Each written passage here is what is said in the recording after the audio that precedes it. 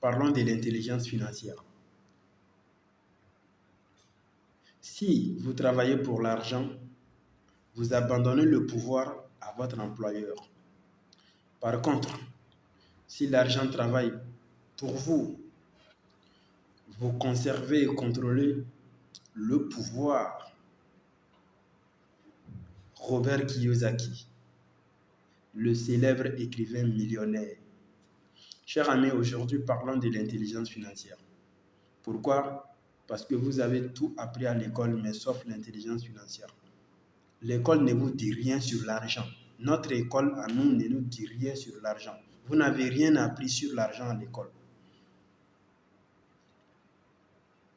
On vous enseigne la grammaire, la physique, la chimie, un ensemble de connaissances vraiment, je ne dirais pas immense, qui est comparable à la colline, mais qui est presque vide d'importance, je dirais. Chers amis, parlons de l'intelligence financière. Alors, l'intelligence financière, d'après le célèbre écrivain millionnaire Robert Kiyosaki, qu'il a défini comme étant un ensemble de comportements et de pensées vous permettant de créer, de gérer et même de maintenir la richesse financière. L'intelligence financière est un ensemble de comportements et de pensées permettant à vous, bien sûr, de créer, de gérer et de maintenir la richesse financière. Voyez-vous, de vous faire de l'argent. Maintenant, chers amis, la question que vous vous posez, c'est comment se décline cette intelligence financière. Je me dois, dès maintenant, de vous dire de rester concentré parce que j'ai une surprise pour vous à la fin de cette vidéo. J'ai 3 surprises à vous dévoiler à la fin de cette vidéo. Donc, restez concentrés. Chers amis, comment se décline l'intelligence financière? L'intelligence financière, chers amis, se décline dans la résolution de vos problèmes, de vos différents défis que vous rencontrez sur votre parcours. Et c'est l'intelligence financière qui vous aide à régler vos problèmes. Et par ricochet à générer de l'argent, à vous faire beaucoup d'argent. L'intelligence financière se décline dans la résolution de vos différents problèmes que vous rencontrez sur votre chemin. Et c'est cette même intelligence financière qui vous aide à résoudre, à régler vos problèmes et à générer de l'argent. Au fait, l'intelligence financière vous donne plusieurs choix dans la résolution d'un même problème. Pour faire de telle sorte que ce problème-là puisse vous profiter. Vous êtes confronté à un problème, vous avez des notions sur l'intelligence financière, vous allez transformer ce problème-là en business, en profit. Voici l'importance de l'intelligence financière, chers amis. Et sans cette intelligence financière, devinez qu'est-ce qui vous arrive. Vous aurez l'impression que l'argent vous glisse entre les doigts, que l'argent vous fuit. Là où vous partez, l'argent décampe. Là où vous êtes, l'argent n'y est pas. Vous aurez cette impression-là et vous allez même vivre cette réalité-là. Lorsque vous n'avez pas l'intelligence financière, l'argent vous glisse toujours entre les doigts. Chers amis, qu'est-ce que vous devez faire pour remédier à cela? Allez-y à l'éducation et à la sagesse, qui sont très importants dans ce domaine de l'argent. L'éducation, c'est de chercher toujours à apprendre, c'est de vous former, c'est de chercher toujours comment faire, comment mieux faire, comment y parvenir. Posez-vous des questions qui vous incitent à aller à la connaissance, à apprendre davantage. L'éducation, ce n'est pas uniquement le fait d'aller à l'école. Et une fois que l'école finit, point, c'est fini. Non, l'école n'est pas une fin en soi. Entre guillemets, désolé, mais l'école n'est pas une fin en soi. L'école ne vous révèle même pas l'essentiel à un moment donné, qui est l'éducation financière. une révélation importante sur l'argent. L'école ne vous le fera pas. Donc, ne cessez jamais d'apprendre. Allez-y à l'éducation. Développez-vous de l'intérieur. D'accord? La meilleure arme de nos jours, c'est la connaissance, le savoir, c'est le pouvoir, on le dit, vous le savez. D'accord? Alors, la sagesse également, c'est un ensemble de valeurs morales qui définit votre savoir-être. Et l'éducation et la sagesse sont importants dans le domaine de l'argent. Qui parle de l'argent, vous devez, pour réussir votre intelligence financière, être sage face à l'argent. Et être une personne qui est éduquée pour maîtriser, contrôler, gérer l'argent. À la limite, pour faire en sorte que l'argent travaille pour vous. D'accord? Alors, pour réussir votre intelligence financière, cher ami, vous devez être assez intelligent pour engager des personnes qui sont plus intelligentes que vous. Est-ce que vous comprenez? Pour réussir votre intelligence financière, son intelligence financière, l'intelligence financière, il faut être assez intelligent pour engager, si vous voulez embaucher dans le domaine de l'entreprise, un employeur, il doit embaucher des personnes qui sont plus intelligentes que lui afin de réussir l'intelligence financière dans son entreprise. Est-ce que vous comprenez? Alors, les gens qui ont une faible estime d'eux-mêmes, c'est-à-dire qui ne s'accordent pas assez d'importance et qui tolèrent moins, qui ont un seuil de tolérance très bas, font face à des contraintes financières. Les gens qui ont une faible estime d'eux-mêmes et qui ont un seuil de tolérance, c'est-à-dire qui tolèrent rarement, qui ont un seuil de tolérance très bas, ne cesseront jamais de faire face aux contraintes financières. Pour éviter cela, cherchez à élever votre estime d'eux-mêmes, de vous-même. Cherchez à augmenter votre estime de soi. Pas tomber dans l'orgueil, bien sûr. Également, soyez tolérants pour avoir moins de contraintes financières. Et à ce rythme, vous allez parvenir à la richesse. Sinon, c'est le contraire qui pourra se produire. Les gens qui tolèrent moins et qui ont un seuil de tolérance très bas arrivent difficilement à la richesse. Alors, à ce niveau, qu'est-ce que vous devez privilégier, cher ami? C'est l'autodiscipline. L'autodiscipline qui est nécessaire à la richesse, à l'argent.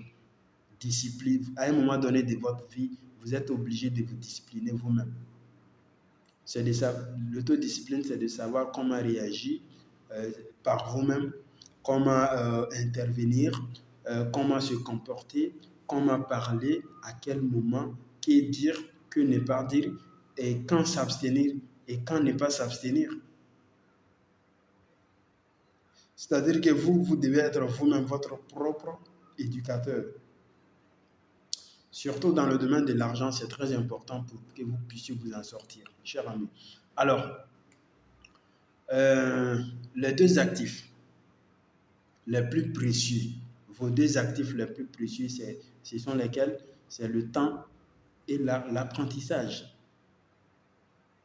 Le temps est l'allié des non-dériveurs, des personnes qui ont confiance en eux-mêmes, des personnes qui réfléchissent par eux-mêmes, qui ont une pensée claire, qui sont déterminés, qui ont un objectif défini, qui font plus que ce pour lequel ils sont payés. Également, l'apprentissage. Ne cessez jamais d'apprendre. Lorsque vous avez toujours l'opportunité d'aller à l'apprentissage, d'apprendre quelque chose, apprenez-la. C'est important. Alors, si votre intelligence financière est faible, c'est sûr que l'argent vous domine.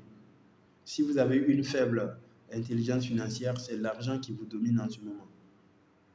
Et si l'argent vous domine, devinez, qu'est-ce qui se passe? C'est vous qui êtes l'esclave de l'argent en ce moment. C'est vous qui travaillez pour l'argent en ce moment. Alors que vous devriez, cher ami, renverser cette tendance-là. Vous devez maîtriser l'argent. Et pour maîtriser l'argent, vous devez faire en sorte que l'argent puisse travailler pour vous. Développer votre intelligence financière. Avoir des notions sur l'intelligence financière. En ce moment, l'argent va travailler pour vous durant toute la vie. Bref, chers amis, voici un ensemble de valeurs que vous devez respecter pour atteindre l'intelligence financière. D'accord? Il y a la sérénité, soyez serein dans vos projets, soyez serein sur votre parcours. Également le sang-froid, maintenez le sang-froid dans les projets, quelle qu'en soit la situation. Alors, ne vous laissez pas déstabiliser par les situations, surtout par des problèmes désagréables, des situations désagréables, par des personnes également avec des idées négatives. Contrôlez votre esprit. Ne laissez pas votre esprit assailli par des pensées négatives, c'est important. Alors également le courage et la persévérance, maintenez le courage et la persévérance dans le domaine financier, c'est très important. Ces valeurs-là vous aident énormément. La confiance en soi est nécessaire également. Ayez confiance en vous. Il est absolument impossible d'arriver à un aboutissement, à un exploit, à une réalisation sans la confiance en soi. D'accord? Alors, l'esprit de discernement. Ayez l'esprit de discernement. Ça veut dire quoi? Que vous devez aiguiser votre esprit. Vous devez savoir distinguer, faire la part des choses. Malgré les interventions des uns et des autres, malgré la situation, vous devez être en mesure, dans l'immense bonheur comme dans la pire des situations, des malheurs, vous devez avoir toujours l'esprit de discernement. C'est important. Le savoir investir. Sachez investir. N'investissez pas pour investir, mais investissez parce que vous avez de bonnes raisons pour investir. La prise de risques. Sachez prendre des risques. Il y a des risques qui sont importants à prendre et vous devez les savoir.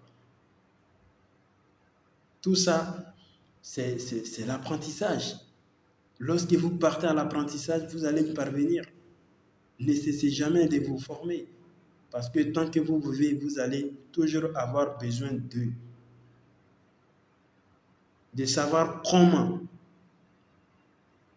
Également, il y a la patience objective.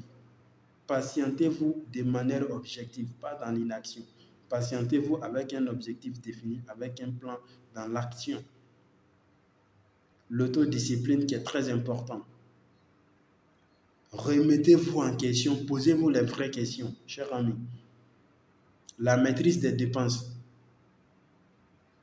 Ne dépensez pas entre guillemets, à tue-tête.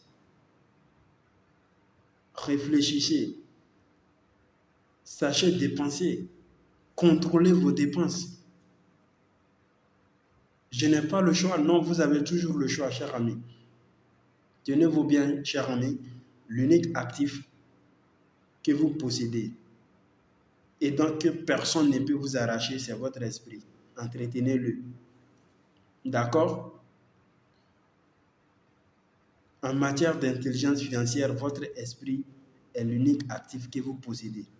Donc vous pouvez l'enrichir, vous pouvez l'entretenir. Vous avez le pouvoir sur votre esprit. Développez-le. Voici les 3 secrets que j'ai gardés pour vous à la fin de cette vidéo. Lesquels? Pour faire preuve d'intelligence financière, développer ces 3 principales capacités. La première capacité, c'est de savoir découvrir une opportunité d'affaires que les autres ont ratée. Ça veut dire quoi? Ce que les autres ont raté de regard, vous avez détecté, vous devez être en mesure de détecter ça en esprit, grâce à votre esprit, grâce à l'esprit de discernement que vous avez. Là, c'est le premier secret. Deuxième secret, c'est de savoir réunir des fonds que d'aller à la banque. Le monde ordinaire part à la banque, tout le monde part à la banque, c'est facile de réunir des fonds en partant à la banque avec des documents conséquents. Mais je vous dirais que vous devez savoir faire autrement, savoir réunir des fonds sans pourtant aller à la banque. Le troisième secret, c'est de collaborer avec des personnes qui sont brillantes. plus brillantes que vous-même. Sachez collaborer avec des personnes qui sont plus brillantes, plus intelligentes que vous. Là, ce sont les 3 secrets que vous devez développer dans le domaine de l'intelligence financière.